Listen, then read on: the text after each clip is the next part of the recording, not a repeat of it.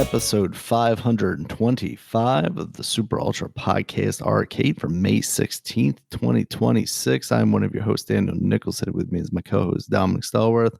What's been going on, Dominic?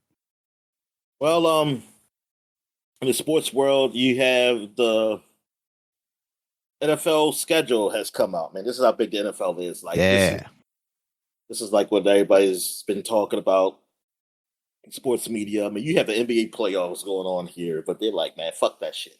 NFL schedule and everything. Like baseball started, baseball just getting to almost being like in the middle of its second month, and it's like, nah, NFL schedule, baby. This is what everybody wants to see and hear. Hold on. See and hear. So this is what we going to be talking. I mean, this is what everybody's talking about. I had sent you the link for the Chargers because the Chargers is the first. Yeah, they're the first ones that I know of. Now, I'm not saying they're the first, but this is the one I've seen a couple years ago where they very creative way of doing an NFL schedule. I've never seen it before. I've never seen that done before. So I always just look at the Chargers, but everybody. All these other teams need to step their game up. Well, everybody does it now, apparently, because I forget who it was. The Chargers did. Well, let me get the Chargers. Chargers did a Halo one, like based so like Halo multiplayer and doing it, and it's pretty cool. It was it was very cool. I mean, especially like they obviously had stuff in there for people that are like actual fans. Like obviously I'm casual, but you know, they've got like when the Ravens thing came up, they're like, oh, the Ravens failed to trade this guy. Yeah, exactly. Yeah. And then they have some, even for me, like some things I had to look up or I just saw in comments people explain it what certain things are. Like there's a lot of things you could catch because when they did something with the Patriots, like they didn't say anything about the Diane and Rossini and stuff, but they did show like, hey, like someone sending like somebody like a message or something. Yeah. Your post message or something like that's kind of like, because that's like basically that's how the reports of like Diane Rossini and the coach like scandal stuff was happening.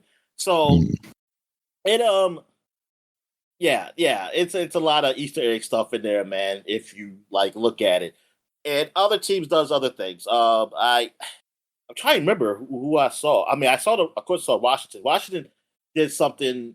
They had one of our players who his nickname is Bill. And I guess I didn't. Actually, to tell you the truth, I didn't really watch it because I'm going to watch it later or sometime because I want to watch a lot of these other teams.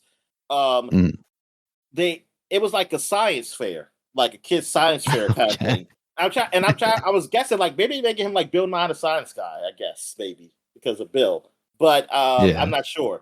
But yeah, I saw that little clips of it. I said, okay, that's cool. And I saw another one that did.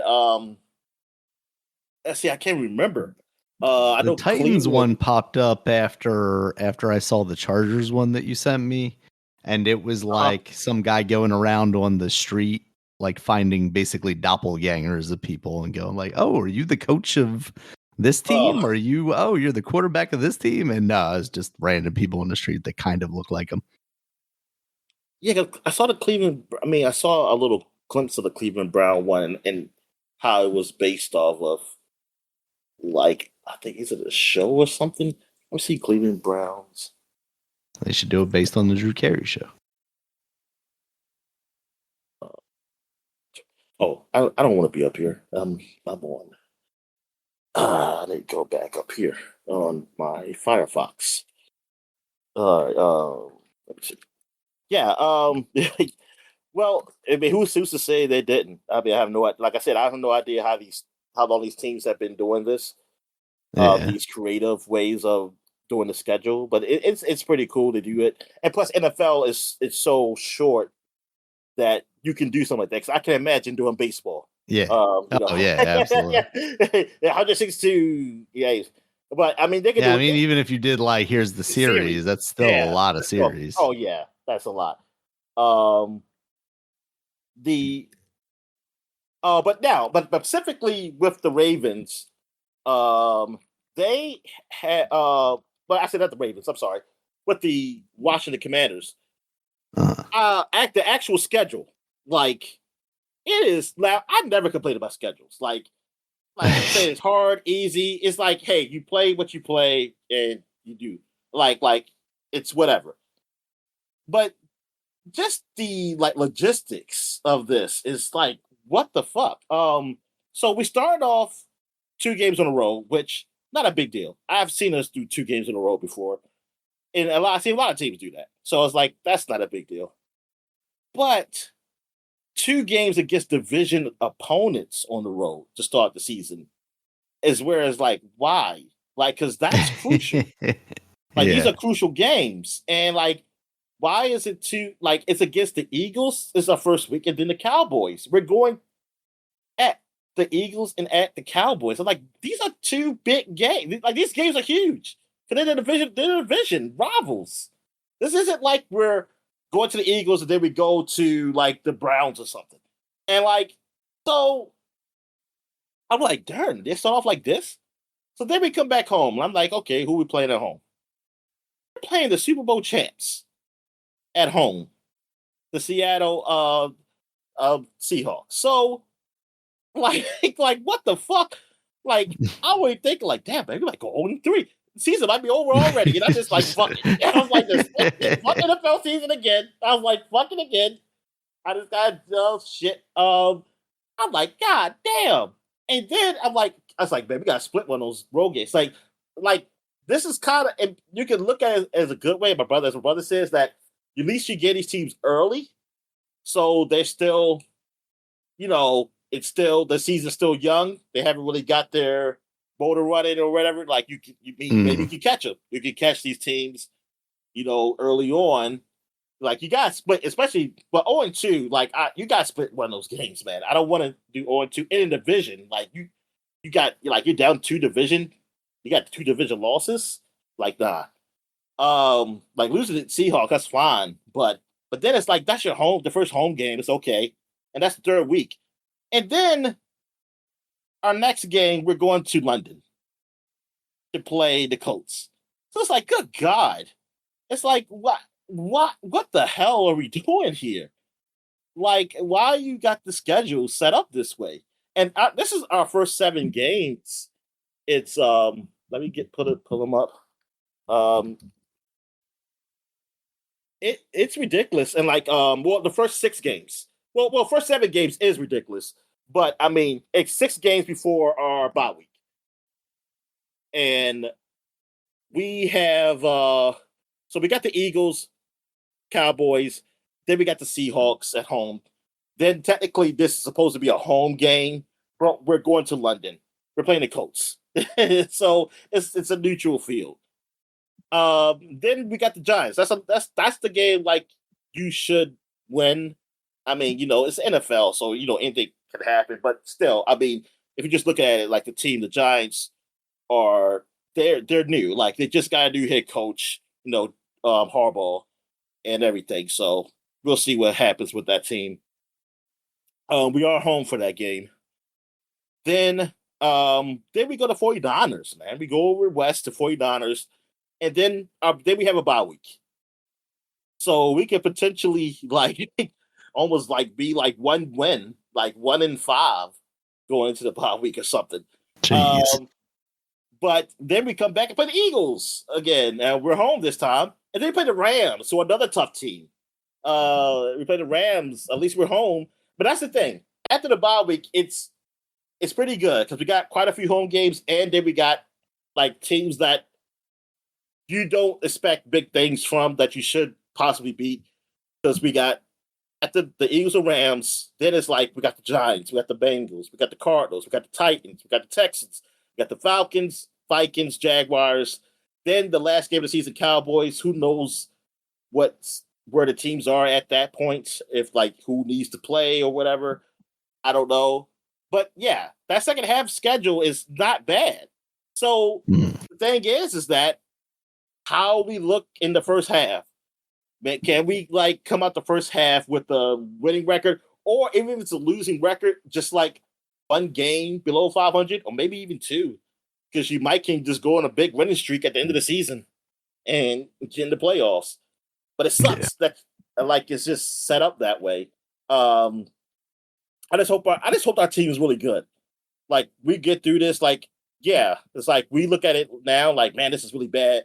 But then when the season comes around, we come through like wow, we're damn good. It's like we're a good team. Like we only got like 2 losses. When we would think it would be 1-5. Oh hell, I mean, I wanted to be no losses, but I mean, I'm not going to go that far. But yeah, it's the schedule's almost like what the hell, man. It's so daunting, and like some of my brothers like, "Dude, man, like this is Dan Quinn.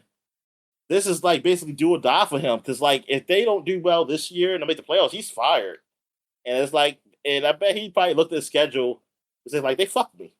They really just fucked me." It's like they didn't even like they just set you up to be like what the hell. I mean, you gotta play. I mean, the right thing to say is like you gotta play the teams in front of you, and that's what of course, even some fans say that. It's like, yo, whatever. It's like we all know how it is. It's like because all these guys, this is all professional teams, so it's like, yeah, you got a shot. I mean, everybody has a shot to beat somebody, but man, it's still a condition of the schedule. Because hey, look at the Patriots. Patriots had an easy ass schedule last year, and then they got so lucky in the playoffs with teams having injuries, and they got to Super Bowl. But then they play a team that was legitimately good, and they whipped their ass. And then you saw like, oh, see, it's like it. Sometimes that schedule helps. I mean, it helps you get far. Like, but still, I mean, yeah. At the end of the day, they lost, but they got Super Bowl. God damn it!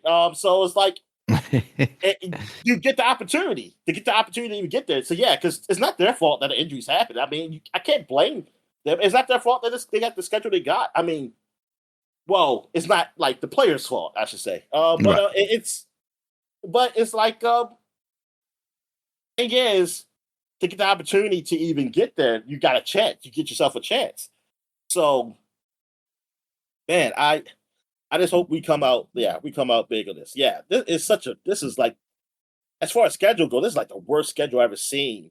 Like from the outset, looking in, yeah, it is. Because if you want to go back, you probably can go back to looking at schedules like the games that have been played and see like, oh yeah, this schedule was a whole lot tougher than we thought it would be, or this schedule was a whole lot easier than we thought it would be. So yeah, that was really what I really looked at. I mean, I was discussing the Ravens with my brother, but I don't really remember it that much. And well, this is our other local team here, so that's why we really just talk about them. It's they have the Colts starting out the season. No, I'm sorry, that's the preseason. Let me see. Oh no, I'm right. Yeah, I think that the last preseason game is the Ravens and Commanders. So they had the Colts start out the season. Then they got the Saints. Then they got the Cowboys. They play Cowboys. They got the Titans.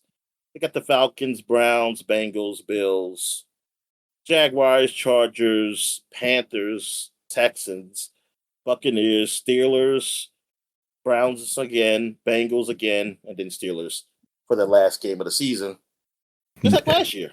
I think last year we had the Cowboys at the end of the season also.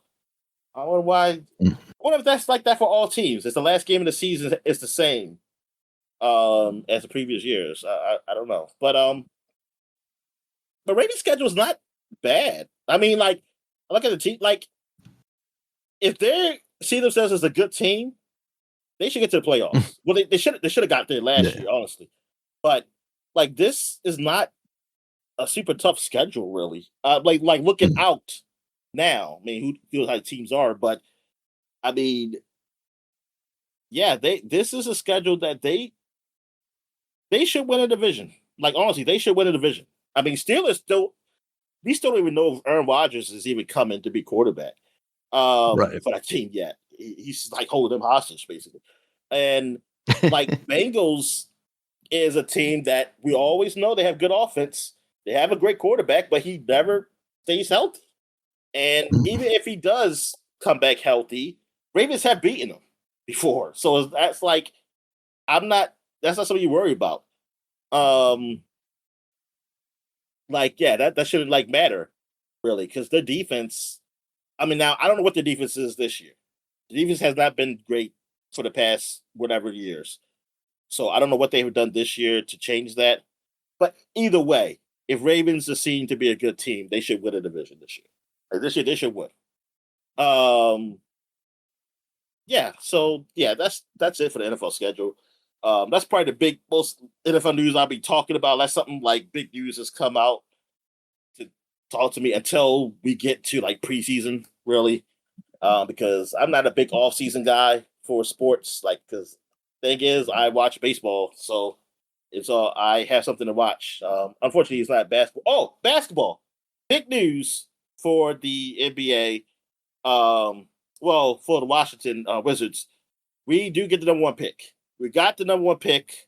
I am happy for that because it looks like Washington has potential to be a decent team now, and that's the only way I'm coming back to the NBA is if Washington is actually competitive. Like, because that's all I care. All I care about is them. If they're not competitive, then I don't care about the NBA. So if they got a number 1 pick. They have like these 2 stars that they picked up last year, and they got a lot of young talent on the team. So I just want to see competitive basketball in DC, and this could be it to bring me back to the fold. So I'm definitely happy that they got it, and this might be the last year they do lottery this way because now it sounds like they really want to change it so that teams can't be taken like they have been. Especially this year. This year was like the huge tank year because there was a lot of talent coming out of college this year that even if you get the number 1 pick, you still got potentially some great players to pick in the top, for the first round, really. So it seemed like people were really making a big deal about this year about teams tanking, like not playing their best players, or say people who are injured who probably weren't as injured as it should be. But like someone says, like this is the only year that really was like war teams were doing it, and there's like other years that nobody seemed to, like the front office didn't seem to have a problem with it, like the NBA. So now they want to change it, but like I said, the real problem is players not playing every day, or most days, I should say, because it's like he said, that's the real problem. It's not tanking. It's because tanking, you're trying to potentially get a better team, but the problem is that you're not seeing the stars at the night. Like people are going to games and not seeing people play, or you're watching, or you waiting to watch a game and you're not seeing the stars out there. And that's the thing. It's like it's so funny. Like, I mean, I said this before. Like looking back at the '90s, I remember looking at the Indiana Pacers. They're starting 5. I mean, yeah, bar injury. If there's a true injury, of course, yeah, they're going to be out. But they're starting 5. Most of them played 80 games. 75 to 80 games. Like Reggie Miller was the least. He played the least amount of games. I think he missed like 4 or something, 5. So it's like, dude, and I get it now in sports that sports medicine is better, but the players are also bigger and stronger. So they also take almost as much as they give. Like, so it's a lot. It's a lot on the players. So yeah, players do need some rest. But you gotta figure something out. Because it's a lot of money in this. And thing is, like, not seeing, and basketball is a game of stars. Like that almost of all the sports, basketball is like the stars are like that's the biggest thing, man. This is what people want to see. And if they're not there, like it sucks. Like I don't care. Like it's like I've seen it where it's like both stars on both teams are not there. It's like, oh well, it's kind of even if you're like a basketball fan, but it's boring. It's like because you don't care about like just seeing unless you're a true fan of either team, then yeah, you got something to root for. But if you're just a person who just enjoy, like, you like the game, but you also want to see like the best competition. It's like, damn, man, I haven't seen the not seeing anything here. And the players don't treat the regular season like it's a big deal. And so it becomes not a big deal. And I mean, they try to do all these incentives to do that early tournament get thing. They even made it so that now for the MVP or any awards, really, you have to play a certain amount of games to be eligible to get an award. Which, I mean, that's good, but I don't know. I don't think that's enough because I think people are realizing what I've been saying for years is that the money outweighs like results sometimes. Like, as long as you're getting paid, it's like, yeah, okay, I don't win MVP. But I'm still getting paid millions. Is it really that bad? Is it really is it like, yeah, you don't win a championship or you don't do well, but I'm also getting paid a significant a whole lot of money, like freaking like generational freaking wealth or whatever. Yeah, and like it's yeah, so it's like what I think people when players are realizing like some players are just realizing like, yeah, it's not that big a deal. I mean, they still want to do great, but if something goes wrong, it's like the incentive to like really push yourself, it's not probably there like it will be like how people saw in the past. It's like I mean, I honestly don't know what you do. Honest, I mean, I don't know. I mean, the things they have tried to do. I mean, the thing that I think needs to be done is that it needs to be less games. I mean, that's really what it is. Like maybe because it makes it um more that the players will they would have like it's only like 50 something games, like 55 games or something. They would have to like you're gonna have to play these games because that's the only way to get to the playoffs because like it's not that many you don't have that many opportunity I mean it's not that many opportunity to like get there. Like you don't have like so many games where you can just lose. And then the pay because it's like, hey, you miss so many games, like the pay probably won't be there for you either because it's not the same as like guaranteed contracts. With how I mean, it all depends how they do the contracts, really. But it's not like baseball. Baseball has guaranteed. But yeah, but you're not gonna go for less games because it's less money. That's less revenue. So you don't go backwards. It's yeah. That's why the NBA is really down for me personally. Like I just things like that makes it hard for me to really get into it. That's why I said like if the Ravens be the not Ravens, I'm sorry, the Wizards are not the top team. Like I don't care. Like I really don't. All right. So that's it for me. So any wrestling news? Nah, nothing this week. Okay. All right. So I guess we get to what we're watching. So what you been watching, man? So I watched Marty Supreme. It's the big, I'm going to say it's a Safdie Brothers movie, which is like Uncut Gems and stuff like that. Obviously Bowser Jr. as well. It's starring Timothy Chalamet. He plays a famous ping pong player. And yeah, it basically, we were joking before about how Timothy Chalamet in real life is kind of coming off as a scumbag, but the guy in this movie is the biggest scumbag. Like he is constantly just trying to get over on people to further his career ambitions and become the biggest ping pong player in the world over these like Chinese superstars and stuff like that. And he basically does anything and everything to go out of his way to screw people over to make sure that he gets ahead. And I generally I think it's a well done movie, but it's not necessarily a movie that I particularly enjoyed, to be honest with you. It is very much like there's no like cheering for this dude. Like every chance you get where you're like, oh, maybe he's getting kind of a raw deal here. Oh, I hope he comes through here. It's like, no, he's just gonna do something else that makes you not want to root for him.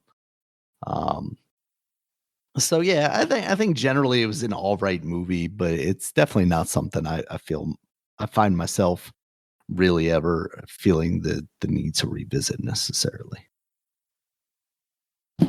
Okay. What have I watched? Oh yeah, I watched. Well, I did end up watching Daredevil, the last episode.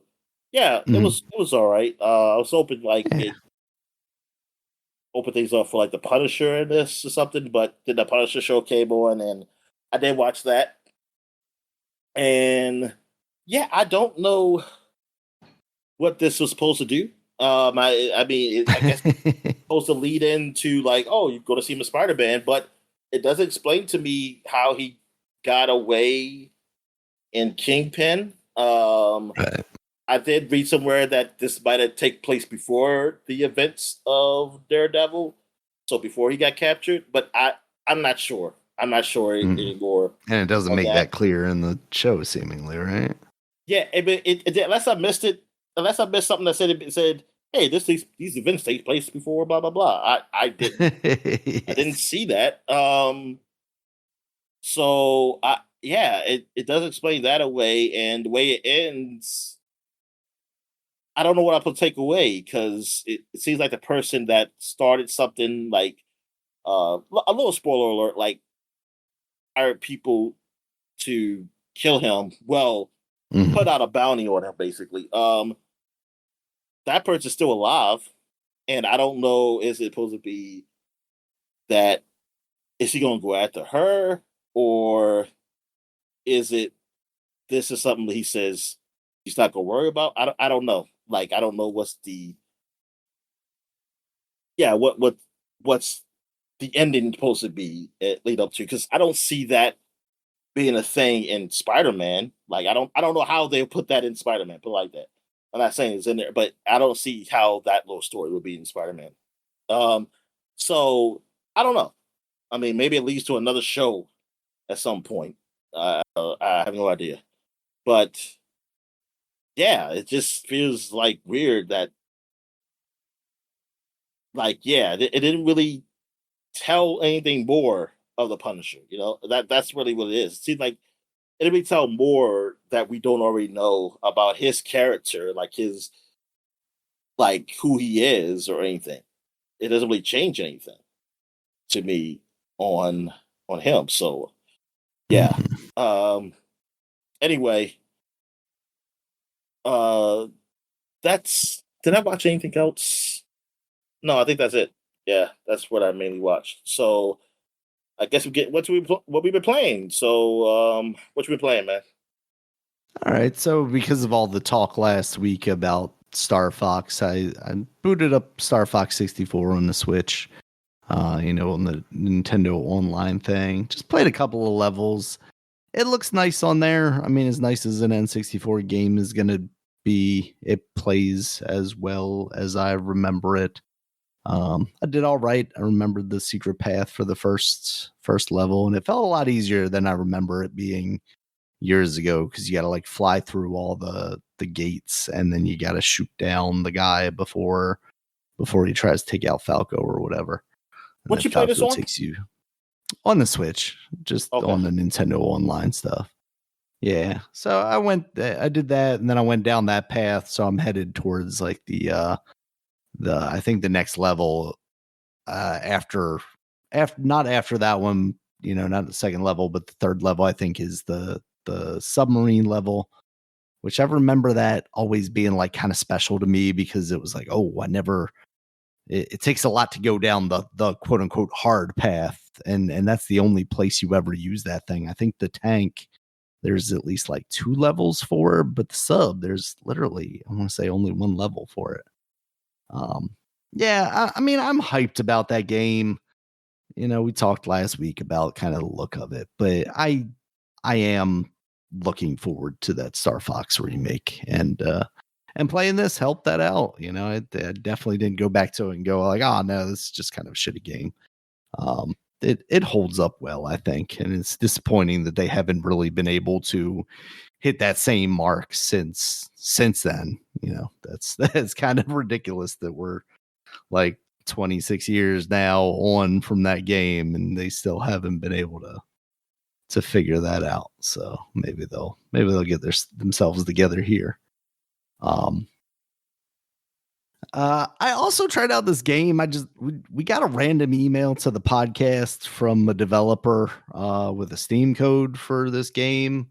Particulitix, I think that's what it is.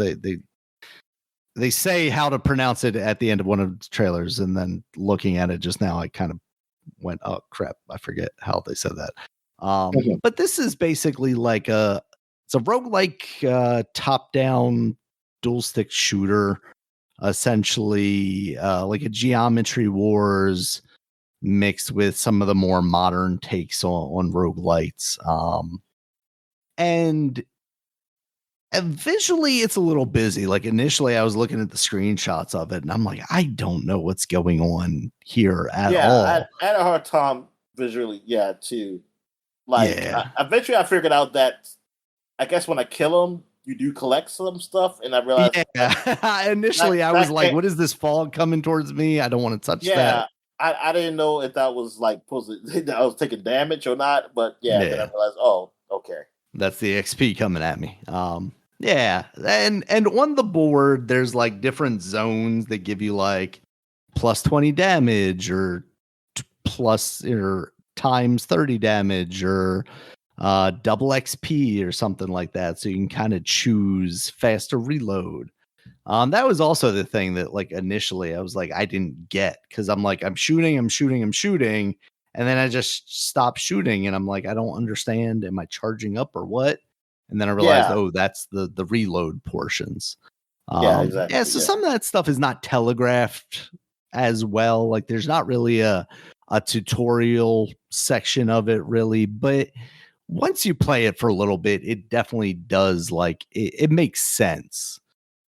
It's still a lot going on at any given time because you got like backgrounds moving around, you got these enemies that are all different shapes and sizes. You got kind of all these colors. Is there different specials, or is it because the only special I had was when just to stop the enemy? That's the only one that I've used so far. They do have different weapons though, so I would imagine there probably are. Yeah, I did the weapons. Because there's like the sniper, which you start out with, and then the shotgun, which does more shotgun type things, and then there was one other one that just kind of shoots in random directions. Well, there's a laser, which is kind of it kind of streams it. It kind of streams like a laser. The random direction one I haven't used. Yeah, that one scared me because I want to be able to shoot in the direction I got. But much like any of these games, it has upgrades as you get more XP. I got one eventually where I'm like shooting behind me at the same time as I'm shooting forward, which I liked a lot because it kind of covered me a little bit. And then it has what I like in a roguelike game, permanent upgrades as well. So they give you a whole tree of that stuff. Once you go through a run, you can kind of choose from different upgrades. And as you go through different levels, they're also unlocking different palettes. Like I was using a Game Boy palette, which is like more greens. I felt like that was even harder to read, honestly. Yeah.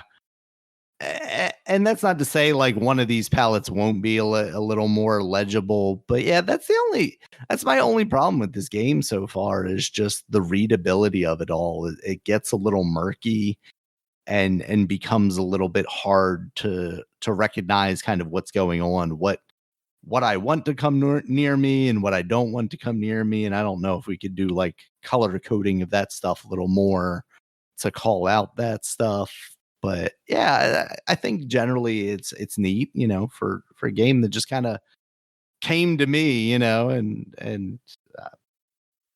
have to email them back and go, why'd you think we were the guys to talk about this?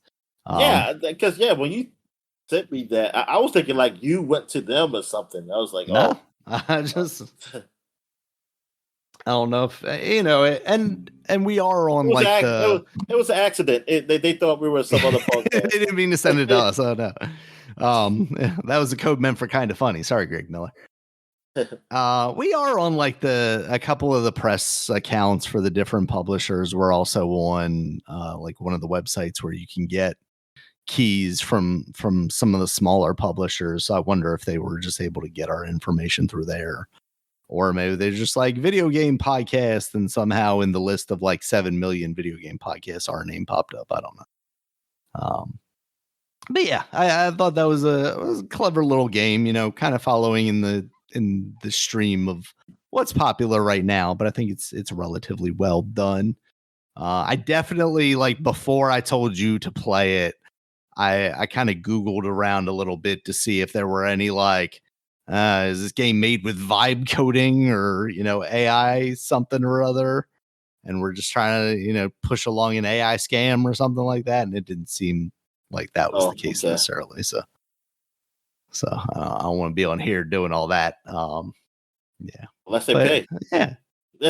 Unless they pay. Yeah. In which case, come on board. Yeah. So I played that. And then Subnautica 2, following all the drama of that, is in early access now, but it was also in early access. What was the drama again for that game? I forgot. So the leaders of the studio got fired by the publisher because the publisher like bought them. And okay, all right. They got fired. Basically, the publisher said that they had basically abandoned their jobs and they were working off on something else, and they didn't care about the game anymore. But secretly, what had happened was the head of the publisher was trying to get out of a bonus deal that they did with them, where they would get like a whole bunch of money if the game came out on a certain timeline and sold, like 1 million copies or something like that. And he asked ChatGPT after his lawyer said, like, there's no real way of getting around it. He asked ChatGPT, and ChatGPT was just like, I don't know, fire these dudes.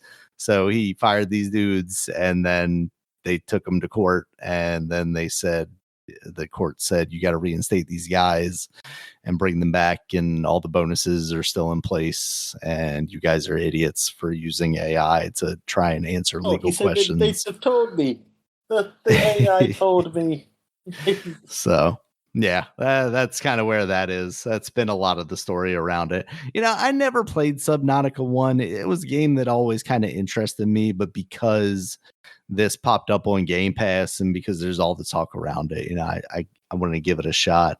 And I think I just chose the wrong mode. I think that's part of it, at least.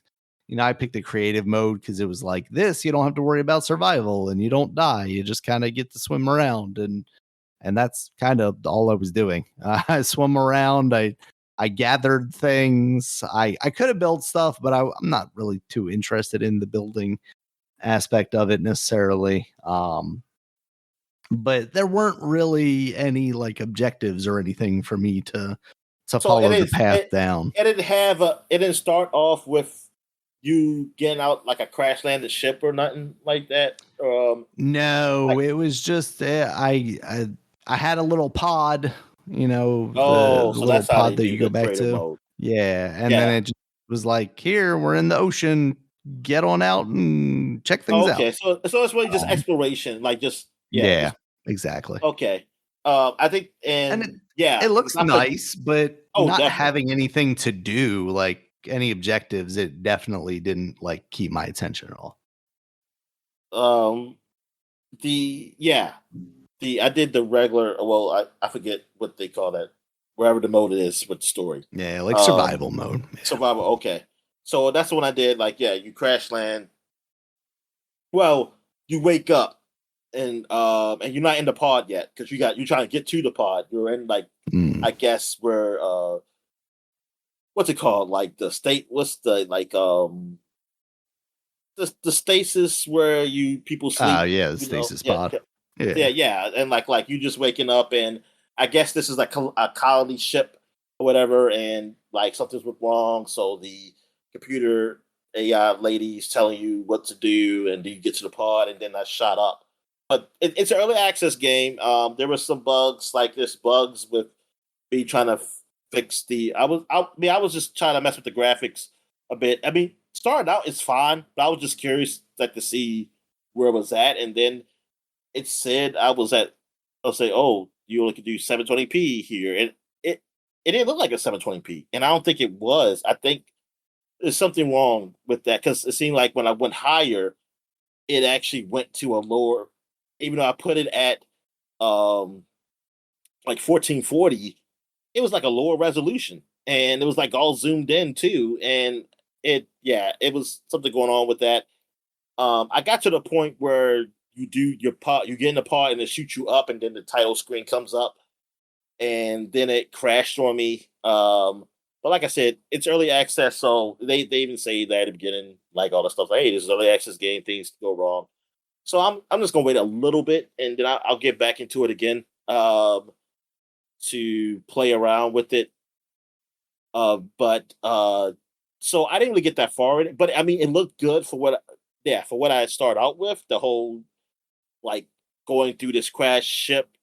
I'm not sure. I'm thinking because I hear this noise like. "Rrr." I'm thinking like Star Wars, like oh maybe we crashed inside the mouth of a monster or something, like Right. we're inside or something.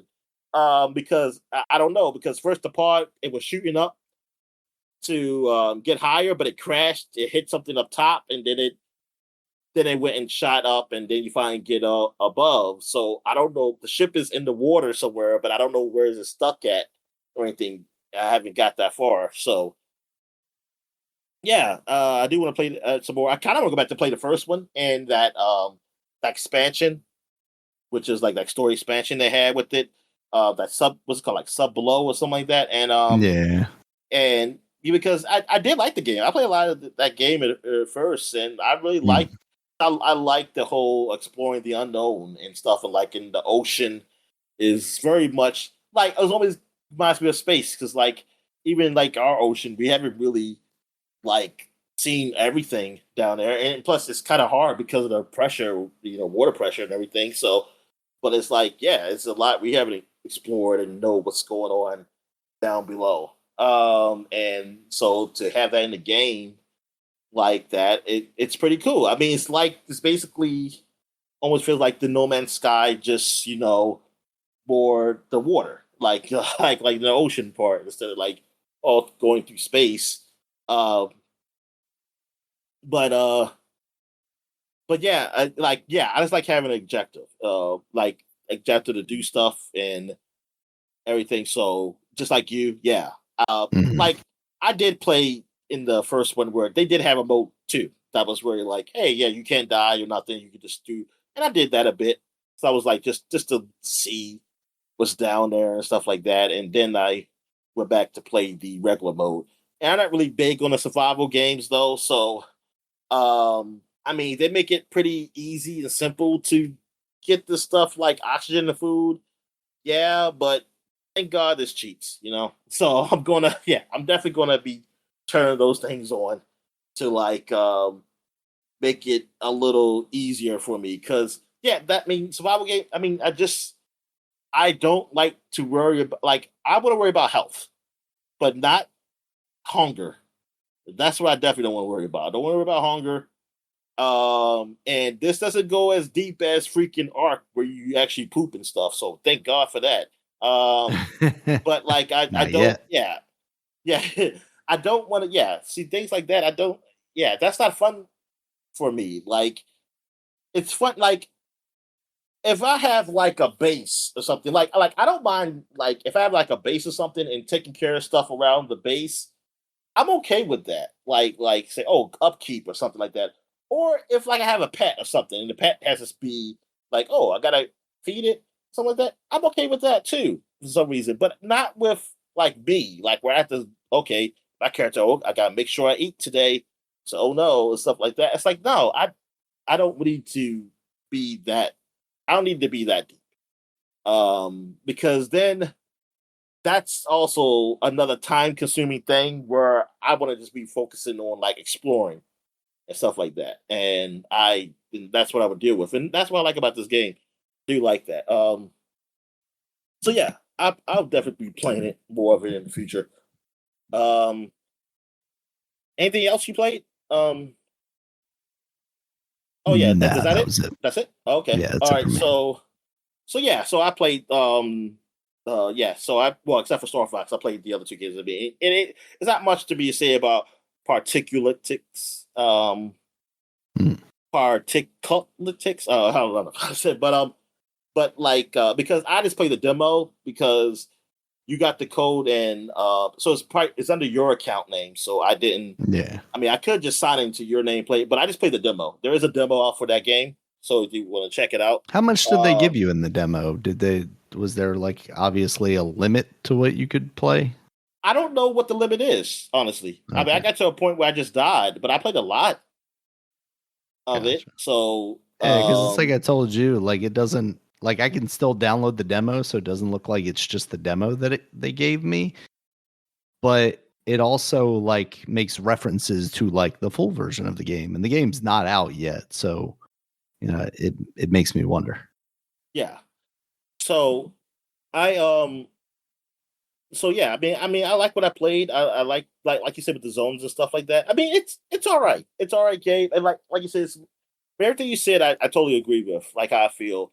Like it's something I have to give a more deeper dive into. But I've been like Geometry Wars, like I kind of always want to go back to that game to play that again because I did like what I played of that game because I got into it late, real late. I never went into it. But yeah, I mean it's this game. I mean, it's really like like it's a lot of stuff on the screen of that game. But I have to give it more of a chance. Like I mean, like I said, I did play. I did play. I mean, a bit until I died, and like once I died, then I just stopped. But I really don't know like how much of that demo. Like where does the demo stops with that game? Because they got to the point. I did get to the point where I was like you said, the perma yeah, the perma upgrades or whatever. Like they give you that. Like I did that too. Like when I finished, so I was like, oh, because I was thinking like, oh, I'm surprised they even do that in the demo. I thought it would just be just the gameplay part of it. All right, what have I been playing? I've been playing quite a few games. So, I've been playing some more Modern Warfare 1 in the 2010s, the one that came out in the 2010s, 2016 or 19 or whatever. The I mean, yeah, just playing the campaign of that game. It's fun doing that. I think it was the part where I had to guide a woman at an embassy, like through cameras and like tell her where to go, like where to go where like with the terrorists around. I got Stacy killed so many times. In, in there. So but yeah, I eventually I did get her out of there. That was fun. But yeah, I mean, I like going through the campaign and just shooting stuff up. Like that, like playing this compared to like, cause I've been playing RPGs and stuff where reading and stuff or strategy and stuff like that. Just playing a mindless game where it's on rail and I just go and shoot and they just follow what they do. It's fine. And the look of the game, I always love how graphically what Modern Warfare does for the campaigns. They do a good job and the lighting stuff now, with the whole ray tracing and HDR. It makes it really good. Even though ray tracing I didn't turn on or anything in this, but the HDR stuff looks really good. And even without it, I mean, because it's just the way they do the games, like how they make it look so like almost real is pretty cool. Playing a ton of Diablo 4. I think I finished chapter 1. So I don't mean because I didn't really do like a deep dive to Diablo 4 like when they were doing like trailers and stuff, or if they have like those trailers that really explain everything. So I'm saying like, is this like the one world? Is this no world for Diablo 4? I mean it's a huge world because I don't know if I haven't been half of the map. Maybe I might. If I am at half, I'm at just half.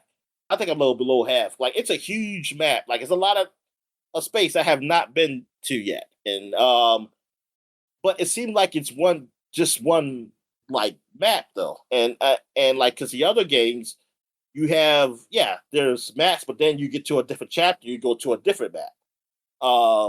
While the first game, it was just that one church. You just kept going down lower and lower towards hell, basically. Like you were just going down further in hell. So I'm wondering if like Diablo 4 is just this huge map, at least for the original campaign. I don't know what they do for the expansions. But I mean, it's a lot there because there's a lot of dungeons there, and then you can the dungeons you can even upgrade to nightmare dungeons if you. But yeah, collect stuff to upgrade to nightmare dungeon, which I don't know about that. Like, I don't know why that's a thing. Why I can't just be like, hey, after you beat it, you just be nightmare, but whatever. But yeah, this game it really does try to.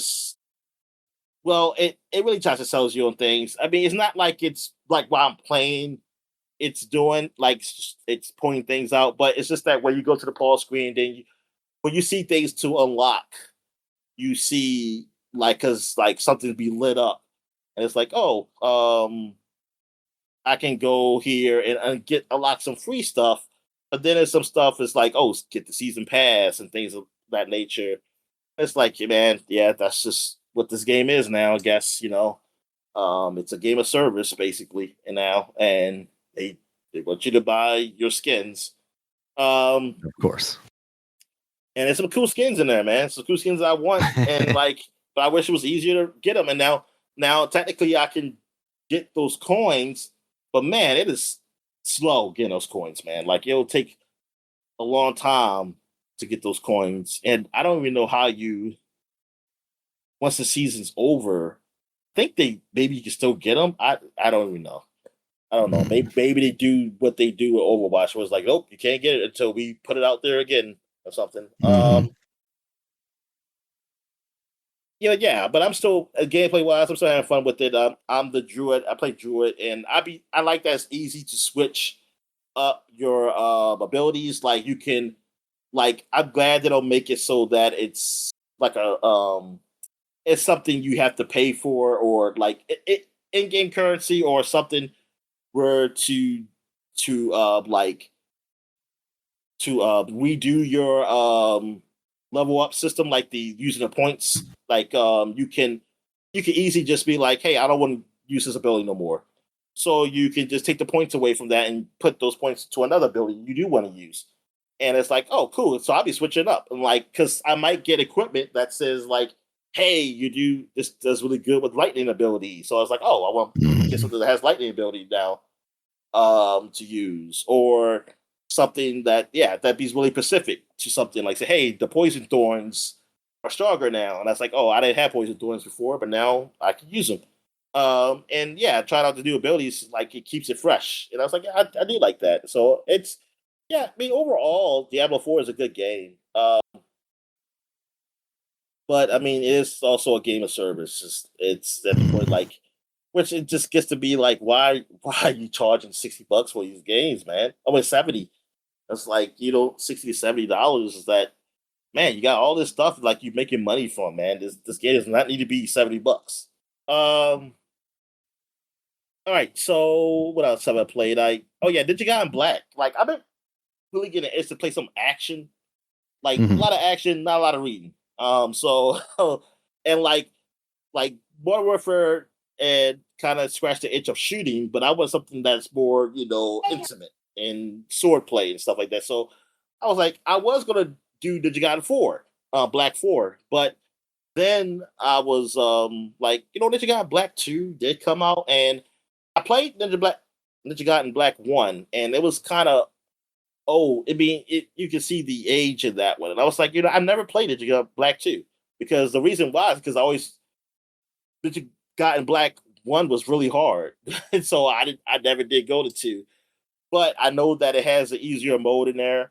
And then also now, since I got on PC, I got cheats. So I was like, I can let's go see how this is. And yeah, man, the game is fun. Like, I like it. The action's good. Like, the combos I can do, it's really nice. Yeah, man, I actually like this. Enjoy this game a whole lot more than I thought I would. So yeah, how far I get? I know I got to the next chapter in there. But yeah, that chick. But I didn't. Yeah, actually, I was watching the cutscenes, but I think I was talking to my friend at the same time, so I don't know really going on. I know there's some big Yeah. titty chick in there who was getting smacked around or whatever, and I went to save her, and I guess I'm helping her do something. I don't know how she's really a ninja or everything with the breast that big and not like supporting them. Like I already think, That's the ninja magic now. but whatever. But yeah, overall the game, man, that action is pretty fun. Um, and yeah, my friend even asked me because he's still going by Ninja Gaiden on Nintendo because he was saying like, is it hard like the Nintendo game? And I was like, I was sounding like, oh no, there is difficulty settings in 2. I was like 1, which they might have. I forget even though I played it. I said that was hard originally, like Black 1, and yeah, that was what people say is like, hey, it's still difficult like the Nintendo game, and just a different way. And I was like, yeah, I had a hard time with that one, but nah, in 2 and 3 and up, like 2 and up, like they got difficulty settings, so it can be easier. It won't be as difficult to play. So yeah, because yeah, he was still he still remembers the first one, say how hard that was, and I mean, as a kid, it was definitely hard, but a lot of games were hard for me. But yeah, knowing that that was just a hard game, period, it's like, oh, okay, so it wasn't just me being a kid. Like it was just a hard game. But my brother had beaten that game. I know that, like, because he was into those things where he'll play it even if it's hard. He'll play it and still beat it. Mm. Yeah, what else have I played? Returnal. Yes, I went to try out Returnal. Because Soros, that's Yeah. what it's called. Yeah, sort of. That came out, so I was like, I'm gonna play some Returnal. Like, I always wanted to go back and play that, and I did. I had played a little bit of it, but it was the time I played it was when it was with on your console through the cloud, and Right. Yeah. yeah, so that was like hit or miss with that. So now that I got a PS5, I played the game, and yeah, I like it so far. And the way that it's like they implement the roguelike setting into the story is I really like that. Like I really like how they did that, and like it's really science fictiony with it too. Of course, like she's still trying to understand what's going on. She realizes that hey, she dies and she has to keep come back doing this. But then like you collecting things and like how they make it so that oh, you know how like in roguelikes, hey, you get an upgrade or something, and how they put that into the science fiction and to make it make sense. I think that's a pretty neat way of them doing it too. Like it's like I really like the like what intrigues me more about this is the story. Like I want to know where this Mhm. goes in the story. The gameplay is fine to me too. I picked up like I got 3 different weapons now. Still trying to understand how the whole charge system kind of works. Well, I think I got how it works, but you know what? Like I like how they use the DualSense controller. Like how when like you have a weapon like you just shoot, but it has like another ability that kind of like it's like a charged up ability that does something special. That's or depending on the gun, and it shoots and might kill the enemy, like take a lot of health at it, or kill them outright if it's strong enough. Um, but like I like how the dual sense it vibrates in a certain way when it charges up, and it feels like Mhm. like oh the charge is there. And I was like, oh, I like that. It's like I don't have to look at someone's screen. I can just feel it and know it's ready. And that I think that's pretty cool. Yeah, yeah, they do a lot with the dual sense. I mean, like the implication of the dual sense with this, like it definitely really makes like it really builds I mean, yeah, it feels like they really inject that into the game like really well. Which I'm trying to think like I mean they can still do that with another controller that doesn't have the DualSense stuff. I guess just be vibrate differently.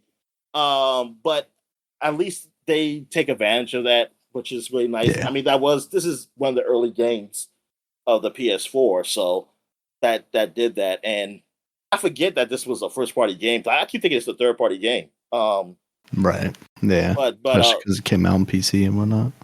yeah. So it's it's so far. I mean, I'm really enjoying it. Like I do want to keep playing it too. Yeah, I'll probably be playing some more of that until when I eventually play Soros at some time in the future. Who knows? And Pragmata. I got my hands on that. I played that a bit. Nice. Not a lot. I just got to the point where I did meet the girl, and she helped me with shooting the robots. I do like that hacking system they got in that game, like how they it's do neat. it. Where you hack. Yeah, that is the and yeah, the look of the game looks good, man. Like just starting out, like I had to change my. I play it on PC.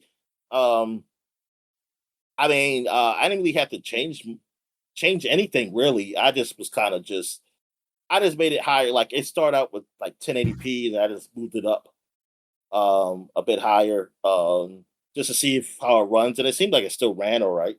So, Nice. But yeah, graphically the game looks good.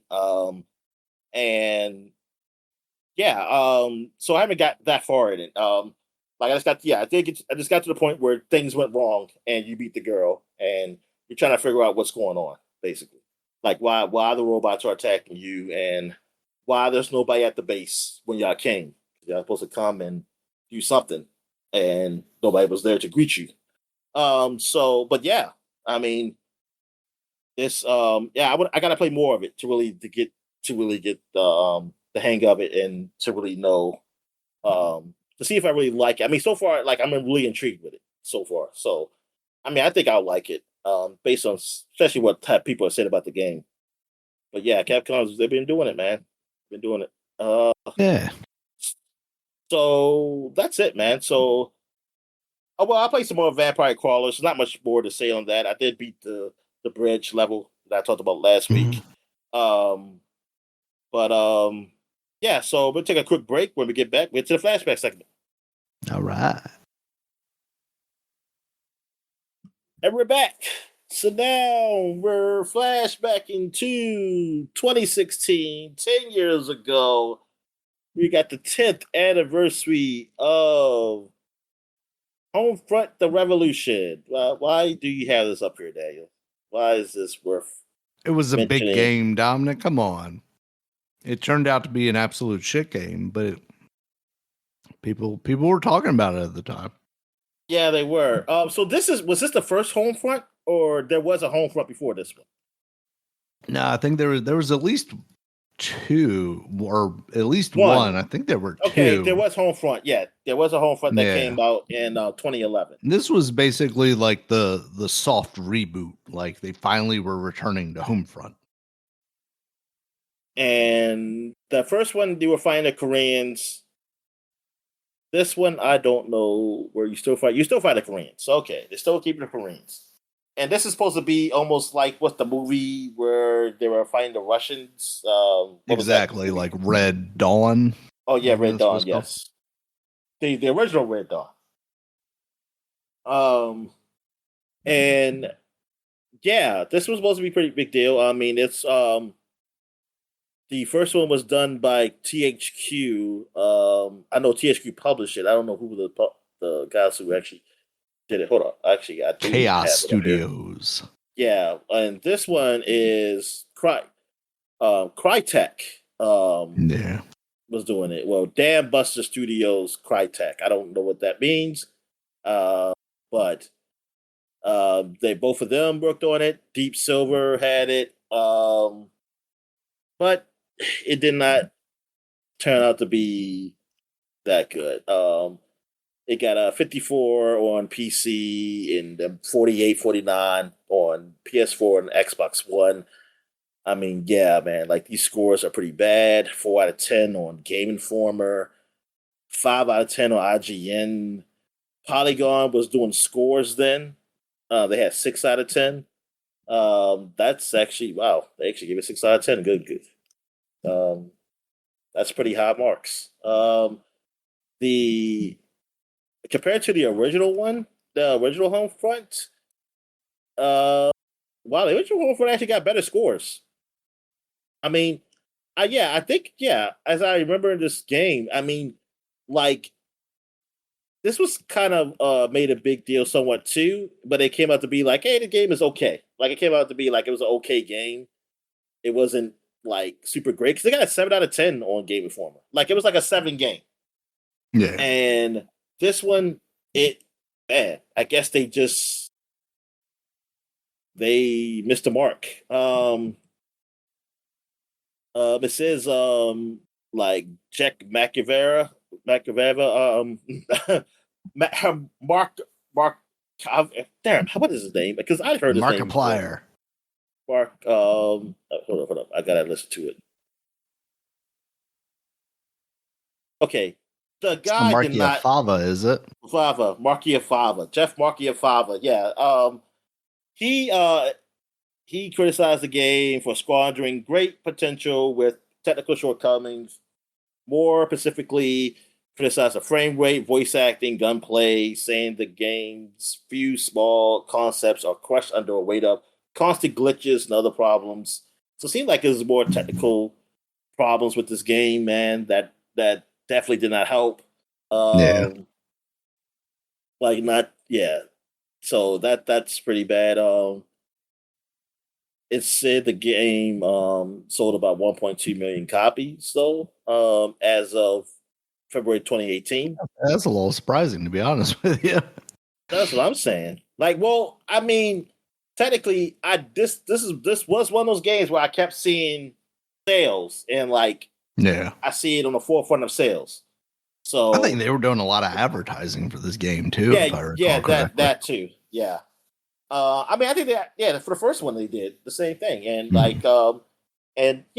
pushed it, and I don't know how much it cost to make the game, like, hey, but maybe like budget wise, it still was not great for them. It said it grossed 33 million euros, as far as money, as of 2017. I want to see if there's a thing that tells you the budget for the game. And the Wikipedia page anyway. I don't know. But I do remember hearing a lot about this game. I mean, I didn't think it would be something that bad. I mean, I thought it would just at least be a 7 kind of game, but because I think it was a game I probably would have tried, like, if it was just okay. But when I saw like the bad horrible score, because I did try Homefront 1. I remember playing that, some of that. But yeah, this one I don't think I even tried. All right. I mean, who knows? I mean, this game came out while we were doing the podcast, so hey, maybe I did try it and I just don't remember. I don't know. But all right. Another big release for 10 years ago. Doom is 10 years old. Wow, it's only 10 years old. Damn, now that I think about it, I feel like it's older, but yeah, 10 years. Doom,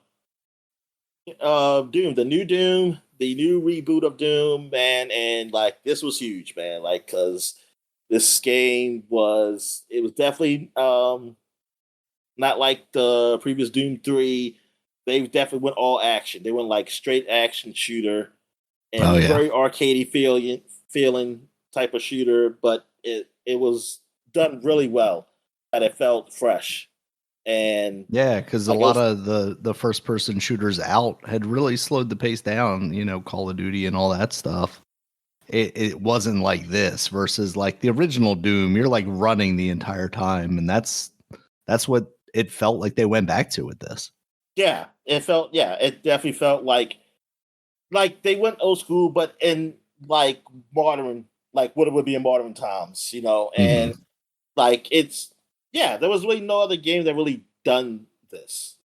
Like, the closest thing was the game I played, the sword with the what's it called? The sword game. Samurai Warrior. Yeah, Samurai Warrior. Yeah, that was probably like the closest thing I think I played that was even close to what Doom was. And other than that, it was there was no other game, like no other big budget like game, on the forefront that's done anything like this. And yeah, man, this was awesome. And like, yeah, you had played it. You had played it before I did, really, and more of it. So that's what I did. I went into play it, and I was like, oh yeah, Mm. this shit is fun as hell. And like, yeah, I do like the whole and all the ways you collect the ammo and the things you do executions and doing like ammo and shield, like they make it fun that way. It's not just like your normal way of doing the game. It makes you like the actual gameplay. Like you had to keep killing, and like you said, killing and running and stuff and shooting. Like that was the goal of the game, and that's how you really got to keep your health and keep your shields and get ammo and things of that nature. It was like, yeah, that's that, and that way of implementing that was a way to keep it like you constantly, moving, man. Like, and it it was, yeah, like whoever thought of this way, like of like keeping like this gameplay, man, it was Yeah, it genius. incentivizes the constant combat. There was no motivation to slow the pace down. It was just ramp up, ramp up, ramp up. Yeah, and yeah, man, it was good. It was great, and Yeah. Looked and incredible too. Ran really well on lighter hardware too. Like it was very technically well designed. yeah, yeah. I don't know. Yeah, I don't know how they did that. Like, but they really made a way. Like, cause even on my PC, man, and like my PC was aged then, like it ran well. Like, and yeah, I love that playing that game. And I love like two, like the sequel was better. Mm. And I mean, I know you were pretty down on the third one. I mean, heck, I haven't gone back to it, so I was. I mean, it was more of the same. It was just something different. But Yeah, I mean, one day that I'll was go my back to it. biggest problem with it. It was just kind of more of the same, a lot of arena stuff. It wasn't bringing anything new, even though it had kind of a new coat of paint on top of it. All right. So yeah, and like having this game along with Wolfenstein was like pretty big for Bethesda. Yeah, Was like action games. All definitely. right. So that's it for 2016. So now we go back 20 years, 2006, and we got the new Super Mario Brothers. This is when I got my DS. It was when new Super Mario Brothers Yeah. came out. 'Cause this came out at the same time as basically the Lite came out. Mhm. The DS Lite came out, the best looking DS Easily, yeah. Yeah. handheld. And yeah, so I picked this up and I liked the game. Yeah, it was all right. Like it was basically like Super Mario Brothers, but just like a new coat of paint, and they added some things. I'm trying to think. I think they added something where like was that the helicopter hat? Was that introduced in this one? Um, I feel like I'm trying to Yeah, I'm think. trying to think. Yeah, that might have been the Wii one. Oh maybe the Wii one introduced it and they put. Well, wait a minute. Which one came out first? I don't know. That's what I was just trying to think. I wasn't sure. I want to say this one. Oh, well, this one had the giant Mario. Okay, that's what it was. Yeah, you got Where super. you could like crush through pipes and stuff Yeah, like that. you got the super Okay. big Mario in this. Yeah, that was like the big deal with this. Yeah, the helicopter hat thing. Maybe that definitely was probably was that because I mean Yeah, I'm not saying and it's this not in this this because came this out was before. This came out 3 years before the Wii one. okay. Yeah, so and yeah, and this was all right. Like I wasn't as high as some people were on this because I Mhm. was kind of disappointed when the Wii one was just this, and I was like, ah, man, are they going to just keep doing this? They kind of did, but they actually gotten more creative though in the Yeah, later ones. So I could definitely just say like, okay, like because I did like this game, but I was eh, like I got over it. Like it got old for me pretty fast. yeah, Like I didn't care about playing any more of the new Super Mario Brothers. But when the when they started like the um what's it called? I didn't play two. Like two I didn't get darn, it was choose the other one where you versions. have to collect all the coins, right? That was Yeah. the focus. Was like billions of coins. Yeah. Yeah, I played. But when they Played a good the last portion one of that that. I came don't on remember if Switch. I beat What's it. the one that came on Switch that was The Switch was the Wii U one, right? no, but I mean the original Switch one. Like what was it called? The 2D one. Oh, Wonder. Yeah, Wonder, like something like Wonder. And if there was a like, because I think the only one I can think of is the 3D one. It's like 3D Land, Super Mario 3D Land, which is Yeah. not like the 2D one. But like, see, something like Wonder, like I don't mind it being what like New Super Mario Brothers was, because it adds a lot to it.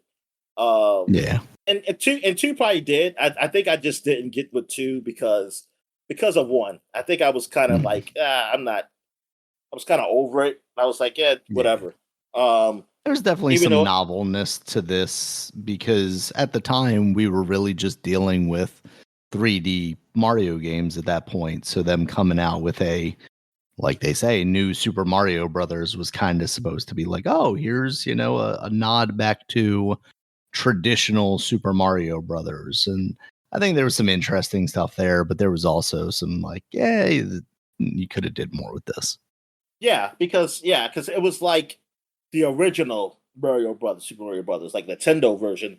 Like if they had done more, like, hey, it'll look like this, but like a Super Mario World kind of way, making it. There's like, oh yeah, I like that. Which they, I guess you could say they kind of did with Wonder and things like that. Like they added, it's a huge game. Like it's a much bigger game than what this was. Because this was like 8 worlds, but it wasn't that many stages. Like I beat this game. But it got like a 89 on Metacritic. High scores everywhere. Lowest score is probably like an 8. And Edge, wow, Edge is the one who gave it an 8. That's not surprising. They're high standards. It's like they probably was like, yes. See, the reviewers definitely paid the Mario tax here, Dominic, which it means +1 for whatever your score would be. All right. What else we have here? I guess that's it for 2006. So now we're going back to 1996, 30 years ago, and Fire Emblem, the Geology of Holy War came out. Now, this is only a Japanese game, but this is Fire Emblem fans have been asking for a version of this to come to America, but Nintendo hasn't done that yet because Nintendo don't like money. And like they like money, but they don't like too much money. There's like, we're not too greedy. It's like, they're on our side, Dominic. Nintendo, just like us. So, but yes, they have not bought like any version over here. There have been like fan versions done though. A fan version I know of that's been done. So yeah, you can play this, but this has been, well, people have said that this is a good game. This is the 4th iteration of the game. This came out on Super Nintendo. And I want to say it came out on the Virtual Console for Japanese people. I don't think we got it here. I'm not sure, but I saw someone say Virtual Console. But I didn't know one that has been rumored to have had a remake for the Switch and is just sitting on a shelf. To me, it was always kind of weird because I don't know, the name Genealogy of the Holy War just doesn't necessarily seem like something Nintendo would put out in this day and age. I don't know what they would change that title to. They'll change. They'll take out the Holy War. They'll just put the Geology War. Like Geometry War, the geology. I don't even know what it means. That's all I want to know. Like, what does it mean? Like, what's the like? It means generation after generation of this holy war, Dominic. Yeah, they could never solve it. Yeah, but yeah, this is their crusades. This is anime crusades, Dominic. I mean, yeah, I just want to mention that because this is one like Fire Emblem and people talk about. Even though I don't really know much about it, but yeah. All right, it's kind of weird, this Fire Emblem series. Like, until really those characters ended up in Smash Brothers, I don't think anybody in America was really ever talking about those games. No. And then once that started, and then they started bringing them over on like the 3DS and the DS and stuff, people started to take notice. Like my friends, they know those characters because of Smash, and like they do it more than I do. Even after I had played the games, they probably still know those names better than I do. Yeah. All right. So we're gonna take a quick break. Where we get back, we get to the gaming news, and we're back. So let's get to the gaming news. What we got, Dan? All right, Dominic. Layo 2K Drive is getting delisted this coming week. Probably by the time you hear this podcast, it will have been delisted from video game stores. You will no longer be able to download it. You will be able to re-download it if you have previously purchased it. This is a game that I felt like came out more recently than it did. This did come out 3 years ago now. But basically what I'm hearing is that, you know, it could be the same reason why we see this happen to bigger series like Forza, that there's cars that are licensed in there. You know, Lego, for whatever reason, felt like they needed like the Porsche license and whatnot. And so music. You know, here we are, and it's just weird. I don't know. It is weird. Yeah. I never really gave a chance. I want to say it was like free on a PlayStation or something at one point, or had a demo. I want to say I started it for some reason, and then I just never came back to it. But now, you know, I look at it as like a game maybe my daughter could play, but obviously not if it's being ripped off of the stores, Dominic. Maybe all of these games, it feels like they should make like $1 before they get taken down, because otherwise, like, what's the point? Yeah, I mean, it's so weird. Like, you could sell a ton more if you just dropped it to like a super reasonable price right before you took it down, right? Yeah. Well, I mean, I don't know. Just maybe, I don't know. I mean, I would think so, but it's just that, yeah, because of licensing, that these things get taken down, and then you might get those people who argue and say, like, see, this is why physical copies are the best. But it's like, dude, you got to have that update, because that game ain't the same game. That's one of those games where, like, I know that game's probably like it's not the same game as like if you don't have the updates or something like that, you know, initially on your hard drive or whatever. Like, you have to have that update. And then, so if some reason like your hard drive goes out, like you still got that disc, you know, that's not gonna be the same game that you had. And then the subsequent like whatever downloads or whatever. But it's because that's just so weird that, like, I wish there was something you can do with the license, like, because you have to keep paying those guys and strip that out or something like that. I don't need a Porsche logo on my Lego car. Or just like, why are those the licenses? Why does it matter to these car manufacturers that, you know, a 3-year-old game that nobody's really buying anymore still has their car in it? Like, why can't that just be a perpetual license? It seems weird. Yeah, that's what I'm saying. Like, why can't it be like a one-time deal? Like, bam, that's it. Because like, they ask for even more money.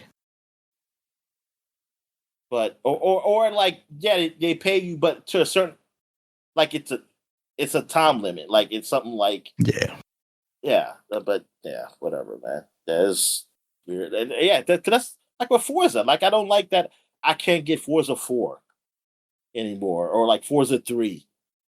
Like, I can't get that. Like, I can't buy it like in a legitimate way, like through Microsoft. Like, I can't get it. Yeah, which is crazy for like a series that's so big. Like, this doesn't necessarily surprise me just because it's kind of one of these weird things. But yeah, for the fact that like only the newest Forza kind of exists anymore is a very odd thing, in my opinion. Yeah, it very much is. All right, what other news we got? All right, Dominic, speaking of 2K, Visual Concepts, the studio behind NBA 2K and WWE 2K, apparently is experiencing massive layoffs. A good portion of it is from the WWE team, and a a bigger portion of that smaller portion of the team is a part of the team that was working on Netflix versions of the game. Apparently, Netflix decided not to release 2K27 and 2K28 versions of WWE after they released this year's. I've seen some mixed things because I was seeing people that basically said, it was a stripped down version. It wasn't very good. But I also saw some articles saying that it still did pretty well. I was going to say sold, but I think that's one of those things that, it's included in the price of your Netflix subscription. And obviously, with them having the licensing deal with WWE for Raw and internationally everything, I can understand why they want like a version of that game for their ecosystem to not only bolster the wrestling fan stuff, but bolster their games catalog which they've been, increasing year after year.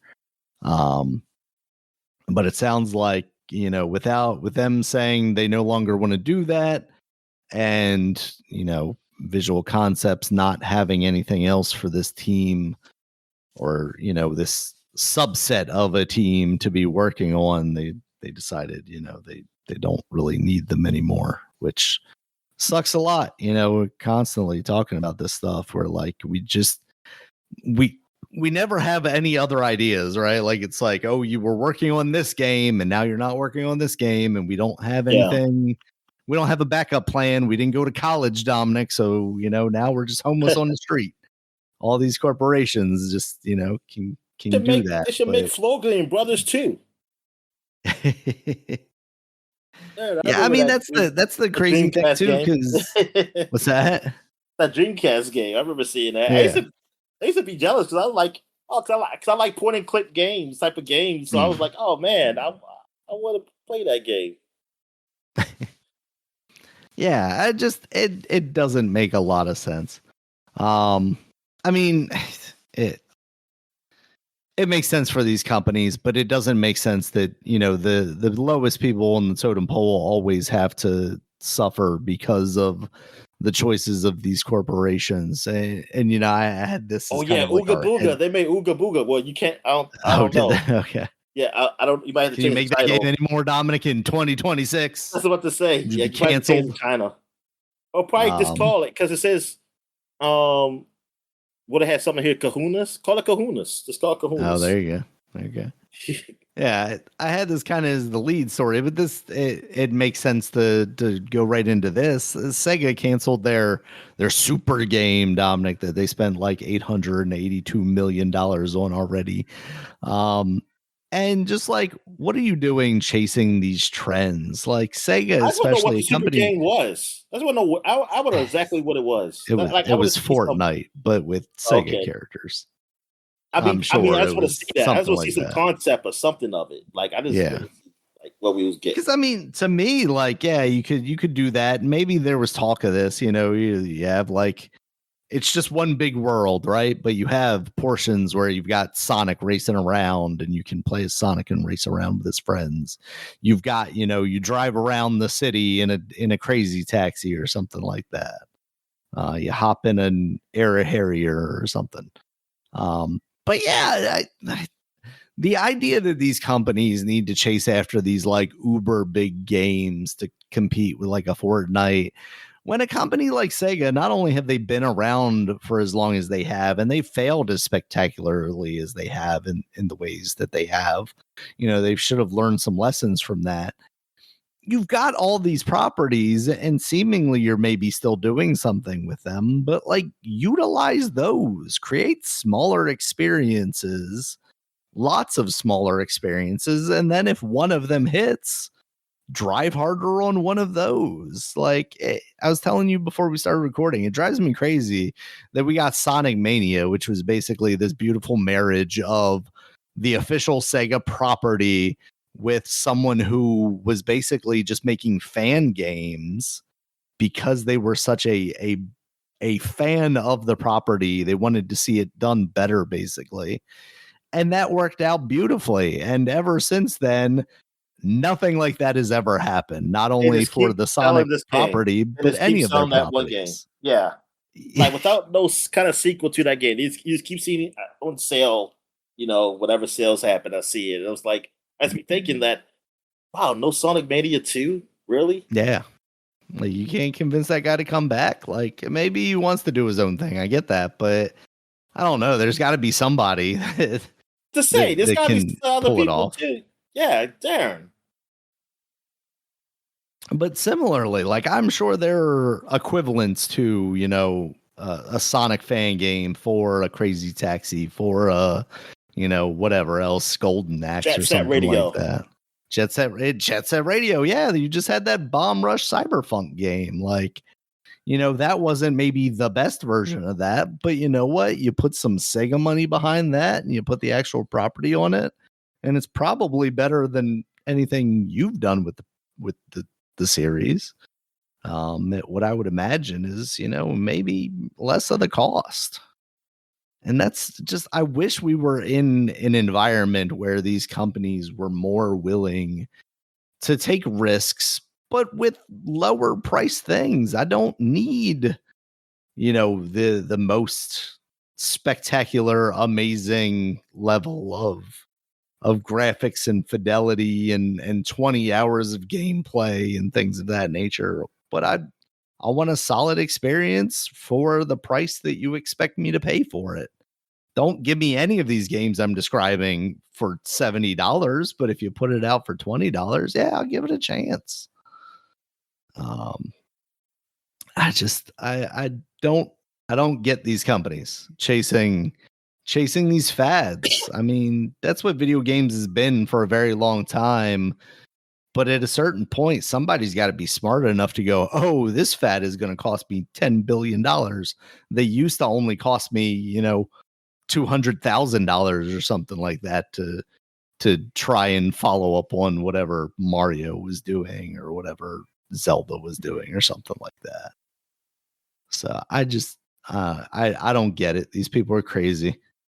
And everybody's got to suffer for it, not only the biggest thing is, like, as the gamer, as the consumer, right? Not only do we see these people like losing their jobs and all that stuff, but that's also years of work that could have been a different game effectively just thrown in the trash.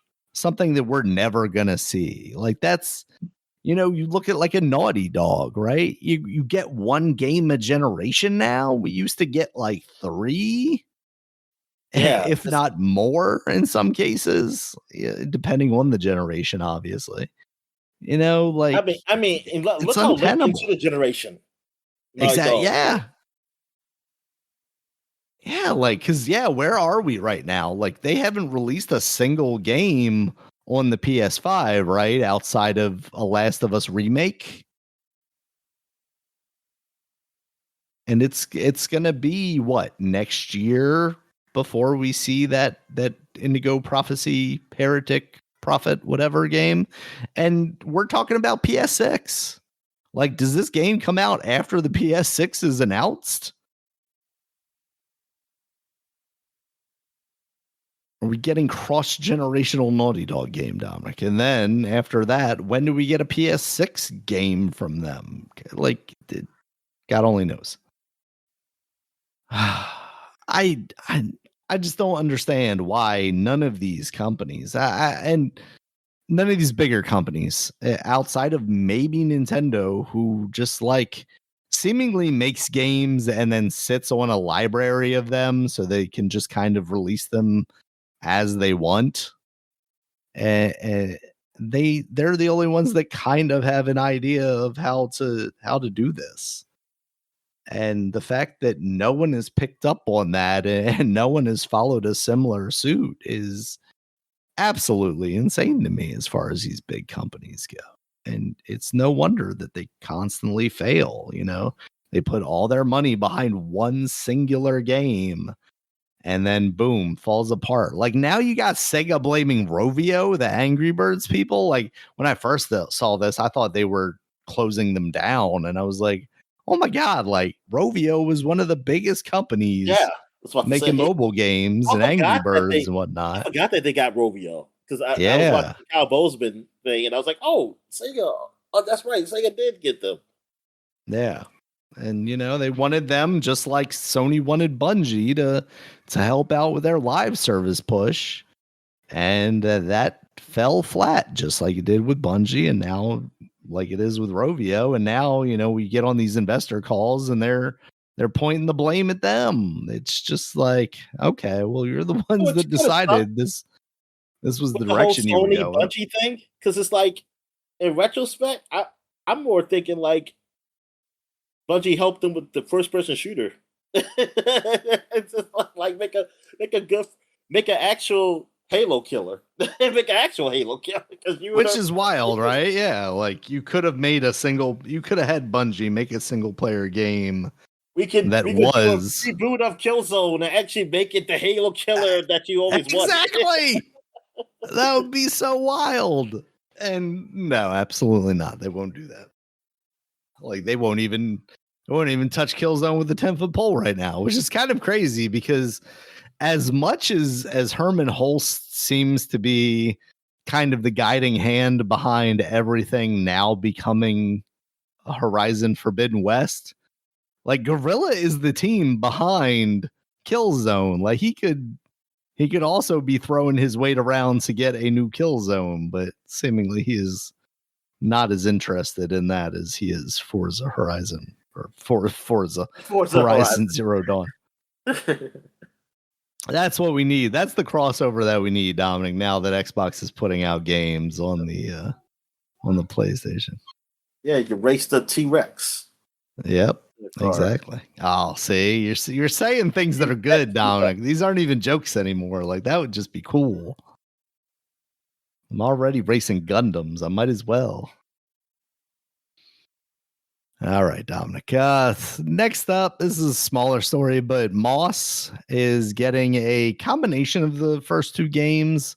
It's going to be called Forgotten Relic, and it's coming this summer to basically everything as a VR free version, a flat screen situation. So I'll admit, like those games always did seem like they were kind of good. Yeah, they did. VR is a limiting factor for some people, and now getting I'm curious. Yeah, I'm curious how it is as a regular game. Now. Yeah, was that a gimmick or does it hold up?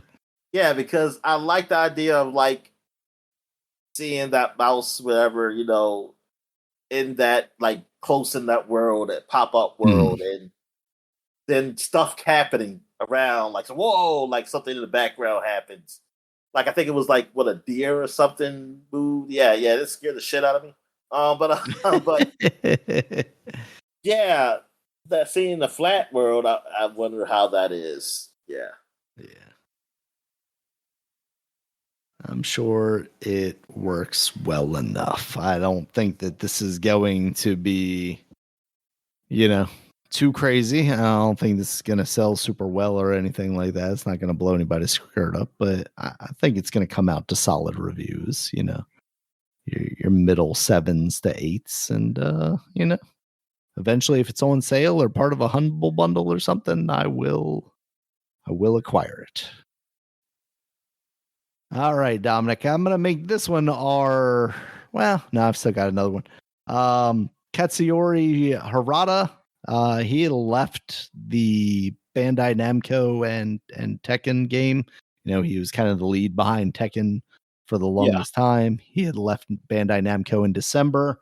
He has popped back up now, Dominic, in Saudi Arabia, working for SNK. He is opening a new studio under them. SNK is in Saudi Arabia? They're not in Saudi Arabia. They're owned by the but no, they're owned by the Saudis now. They're owned by the public investment fund or whatever. Oh, okay.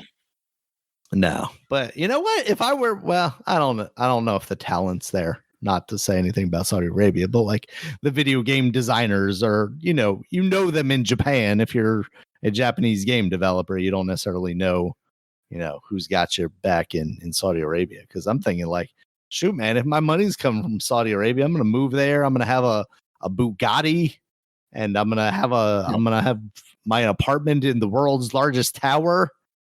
Like Crown Prince can just give me all the money. But yeah, he's starting a studio called Versus VS. Obviously, it's going to be doing some kind of fighting thing for SNK, who obviously know their way around a fighter. But he is known for Tekken, which is a 3D fighter, which they don't really have. So I wonder if he's going to help them make, either a Fatal Fury game, or what's the other one? Samurai Showdown. I think they make one of those series into a 3D fighter, or if there's going to be kind of a spin-off of one of those, or even a brand new thing coming from him. Honestly, I'd be kind of surprised if it were a brand new thing, because everybody is so sensitive about bringing out brand new IP and struggling with that instead of just tacking on a name of something that people already know. But yeah, I mean, Tekken seems like, it's been a while since I played a Tekken game, but it seems like Tekken's kind of living its best life right now. Nobody was really too down on. Well, I think people are down on the latest one compared to 7. Really? Oh, yeah. Okay. 7 was like really hype, and then 8. It seemed like maybe people I'm were forgetting down about Tekken 8 entirely. I think that's what it might be, actually. Yeah, maybe the last time I was really paying attention to Tekken was 7. Yeah, because that's when they had Akuma. Yeah, I think that might have been the last time I was paying attention to him. Because I remember people using Akuma in the tournaments. What's the fighting game tournament called, Dominic? The big one, Evo. Evo, yeah. Yeah, I think that's the last time I maybe saw it. Yeah. Tekken 8. Oh, yeah. Look at that. Steam's got Tekken 8 at a 3. Mixed reviews. So, yeah. I mean, maybe he left when the time was right then, Dominic. And he's like, let me get out of here while everybody's kind of, down on this game. And then I'll pop up with my thing and everybody be super excited. All right. Yeah. Let's make this one.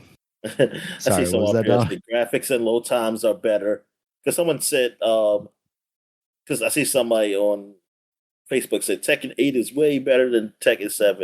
And someone said graphics and load, people disagree with them. They say graphics and load times are better, but everything else is dog shit. Somebody said Tekken 8 is literally a smash fest. Nice. Like, yeah, that's what I'm hearing. It's like Tekken 8 is faster or something, but some people, I've heard that multiple people about it being the smash fest compared to 7. Tekken always seemed like a game where, watching the professional players, at least, it always felt like a kind of taking your turns to beat somebody up game. Like, okay, I'm going to do my combo, which is going to do like 30% of your health. And then, oh, you caught me. You are going to do 30% on my health. I'm going to do 30%. Like, it was always kind of a back and forth thing, unless you had that person that was just kind of dominant and kept you in a combo. And then, once that happened, you were just done. But it is very combo heavy fighter, like locking people in. It was never like, oh, I get my move, you get your move. I'm going to block that. You're going to block this, like Street Fighter. Some people are saying like the graphics, the graphics are better, but some people just who are really into it, they seem to be down on Tekken 8. That's unfortunate. And these fighting games are too expensive too. Too expensive. Like I don't mean because I'm saying expensive as in like what you need to buy after you buy the game. Like it's buy Tekken 8 Season 2 Ultimate Edition is $90. Deluxe Edition is $80. Advanced Edition is $50. And the regular version is $40. Yes, but what do I get in all of the other nonsense? All the characters that I might want to play as. All right, Dominic. Last one I got here. Best Buy might have leaked the pre-order date for Grand Theft Auto 6. Could be May 18th, which is this coming Monday. The only thing that does for me is gets my hopes up that maybe we see more about that game as a result. Like, if you're just telling me, like, if you just go on social media and go, okay, Grand Theft Auto is live on Best Buy and Amazon, you can pre-order now, I don't care. But if you put out a new trailer, then you're going to catch my attention. Wait a minute, it was So another game that did the same thing I seen recently. They put out some news, but they didn't put nothing else out. What game was it? I saw it on Twitter because people were like, "Hey, you said you was gonna give us more?" Because it was a game that said it was gonna give us more information on Promise, but that was all they did was just say, "Jeez, here's give an announcement. Date. Goodbye." Yeah, give a release date. I'm trying to think. Oh, the Wolverine game. Okay. They gave a release date for the September whatever. Yeah. It is. And people were angry because they didn't. That's it. They didn't show anything else, and they said have some more. But maybe, hey, the summer's coming up, so maybe they have something. That's gotta be it at PlayStation's whatever SGF E3 equivalent showcase thing that's coming up. I would imagine somewhat soon.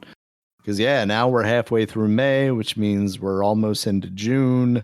And June is that time, right? Like, I don't know when Summer Games Fest actually is. I think it might be June. But Jesus, Dominic, it's June 5th. It is the very beginning of June.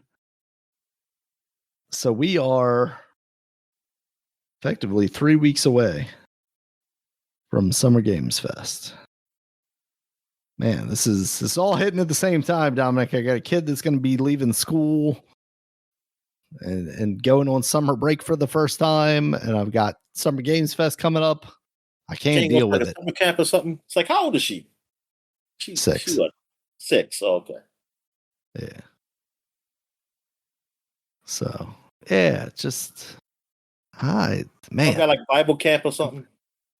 The school actually does have a summer camp, but I don't know what all is involved with that. I thought about it because we went to like a parent teacher night the other night, and they were talking about kind of everything from the year, and they had mentioned, that filling up kind of quickly. And I was like, I wonder if she would want to go to like a summer camp like that. But I don't know. I want to send her to like an archery and boating kind of one, not just I was about to say, here, sit in the cabin and read your Bible or whatever. Here for the summer. Fuck, I don't know the words of the song. Just can't send her to Camp Krusty, Dominic. I know better than that. All right. So like GTA, I mean, obviously coming out this year, theoretically, everything seems to be in place for it to be coming out this year. Pre-orders starting. The pre-order of it all means nothing to me at this point, outside of maybe them announcing like pre-order bonuses or something and what that could mean for the game. But if pre-order bonuses mean like shark cards or something like that, I'm definitely not interested there either. But if they've got more details, if they've got, a new trailer that's going to show some stuff off, I would actually be interested. Cause that's what I'm going to use for my PlayStation this year, right, Dominic? Like they're not coming out with a PC version this year. I'm going to want to play that game, barring, like absolutely atrocious reviews or something like that. I'm going to want to be part of the zeitgeist. I also just want to play like a Grand Theft Auto game. Like I like those style games when they're done right. Now we'll see how well in this like I don't know, post comedy world where like the world is so ridiculous that it's hard to be absurdist in a video game about it. I want to see how they approach that. Like, is it actually funny, or does it just kind of like hit too close to home now when they make these absurdist, kind of observations like they always do? And like, is it a good story, or am I just gonna have to hear all winter about how the female protagonist of this game is ruined video games or something? Since Whatever, apparently we man. gotta talk about Well, that I again. mean,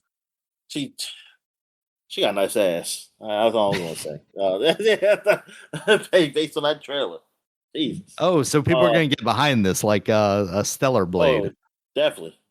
This is gonna be on that. She's wearing Or I mean, she could still have a nice body, but then she's they could be like, oh, she's a feminist. Oh, I'll say boo. She's also Latin, Dominic. So there's those people. There's those people. Well, she could be Cuban. They're you know what? Yeah, maybe. Yeah. Yes, exactly. Yeah. We're not giving them enough credit, Dominic. All right. Yeah. I mean, Grand Theft Auto, Dominic. What is your level of excitement for it? You're just kind of like waiting for it to come. Yeah, I'm waiting for it basically to come, but I am excited for it. Like, I will stop whatever I'm playing to play that. Mm. Like, there's nothing right now that I could think of that I'll be like, I'm playing. I was like, well, Grand Theft Auto's out. Gotta play out. That will be. I gotta finish this up first. let me wrap this up, and then I'll get around to that. Yeah. So I don't know. I'm just hoping for more information. They've always been, few and far between, sparse with their information. I remember as far back as like Vice City, just like, oh, what are they actually going to show? Like, are they going to show gameplay? Not that gameplay ever really mattered. Gameplay always looked like, the previous game essentially. Well, thing is, for me with Vice City, I don't think I had a way of watching. I guess there was websites with some video, but I've never seen video of the game. Yeah. I only saw it in magazines. So I only saw still shots. Yeah. And that stuff was always like, oh, look at how good this looks, because it's got all this like neon lighting and stuff on it now. Yeah. Like I remember just seeing the cover in GameStop and just going by the box, saying like, oh, what could possibly be in this game? Yeah. I feel like there's the one image of like Tony running around with the chainsaw, and it's like, oh my god, there are chainsaws in this now. What can I do with that? Like, oh my god. Yeah. Yeah. Yeah. As it turns out, Grand Theft Auto, people are excited about it, us included. All right, Dominic, did you see any other news this week before we move on to the new releases? Nah, man, I'm good. All right, new releases, Dominic. First up, Call of the Elder Gods. This is out on PC, Nintendo Switch 2, PS5, Xbox Series X and S. This is also on Game Pass, which made me kind of interested in it. This is, I don't know if it's a pure sequel, but Call of the Sea, a game that I always see, and I'm like, always like, I want to give that a try. It looks kind of puzzly, but kind of like Bioshocky I think I actually did in the try, like Elder God way. Yeah. But I didn't just. I was like, I'll come back to it. I just never did. Yeah. So I'm relatively interested in this, although from the couple of reviews I saw, it sounded like basically like the first game is better. So I think if I'm going to go to it, I'll probably see if Call of the Sea is, on Game Pass still or somewhere. But yeah, that's cool. Directive 8020 is out on the PC, PS5, Xbox Series X and S. That's the new Supermassive game. The people that did, say Dead by Daylight, but it's the one with the cheerleader. Cheerleader? Talk about Lollipop Chainsaw? The lady that was in the show. What's that? Oh, I said Lollipop Chainsaw from Heroes. Hayden Panettiere. Until Dawn. Yes, thank you. Yeah, Until Dawn. Yeah, it seems like that studio has been kind of hit or miss with these games. And it's kind of disappointing because this, this being like a future kind of space sci-fi horror thing seemed really interesting. It's got the woman from, I want to say from Captain Marvel in it. Is that, are they the same people who did the other series with a bunch of famous people in there? Maybe they did the Dark Pictures anthology, which was like the multiple That's ones. Yeah, Dark Pictures anthologies. Okay. They also did the Quarry, which was pretty big. Oh, the Quarry. Yeah, I forgot about that. Yeah. That one's got the Smith kid from Pokemon Detective Pikachu. Yeah. Yeah, but their reviews have been kind of all over the place with that stuff. Like the Quarry, I think did pretty well. Until Dawn, obviously, it was pretty good. The Dark Anthology stuff was kind of hit or miss. Like there were some episodes that sounded like they were pretty good, and some that didn't quite hit. And it's unfortunate this one sounds like it didn't quite do it. But yeah, maybe the next one, Dominic. All right. And then we've got Indiana Jones and the Great Circle finally making its way to the Nintendo Switch 2. It seems like an all right version of that. Maybe not some kind of like miracle port. But it seems like based on the videos we were checking out, there's some trade-offs. The frame rate is lower. But maybe some of the fidelity stuff is actually higher than like an Xbox Series S version of the game. So, if the Switch 2 is the only place that you have to play these games, you don't have a PC, you don't have an Xbox, you don't have a PlayStation, it seems like you're getting ports of these style games, like full console AAA games that are completely sufficient. They're more than playable, and you can come out of them pretty satisfied.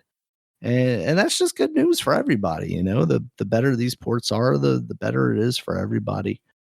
And hopefully this game sells pretty well on the Switch, and then we get the next, Microsoft thing on the Switch.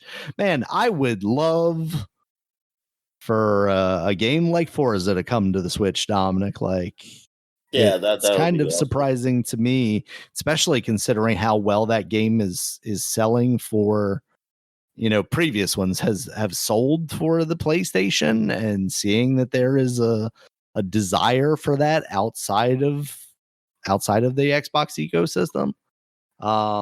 Although the one thing I absolutely hate about the Nintendo Switch and the Nintendo Switch 2, Dominic, they don't have analog triggers.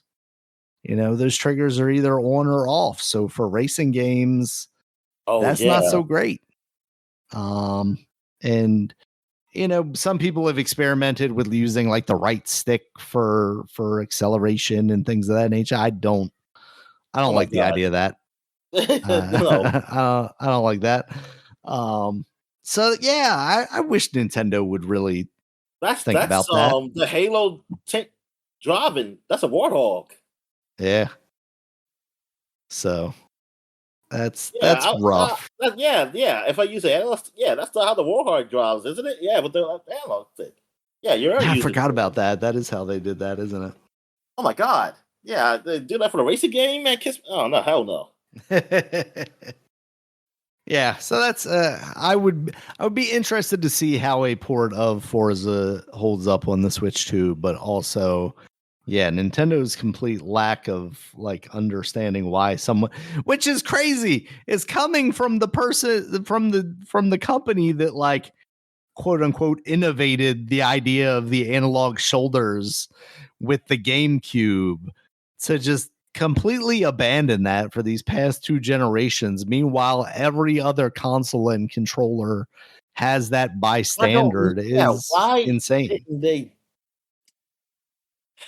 Think how much better racing in Mario Kart would be, Dominic, if you had analog triggers.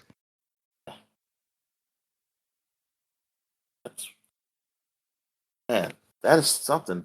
I didn't even think about that. It wasn't analog. That makes me wonder now if Sonic on the other consoles uses analog triggers, or if it's still just kind of an on-off acceleration type thing. Actually, I wonder because like I think Sonic uses the face buttons just like Mario Kart does. Let's say maybe it does that. Yeah.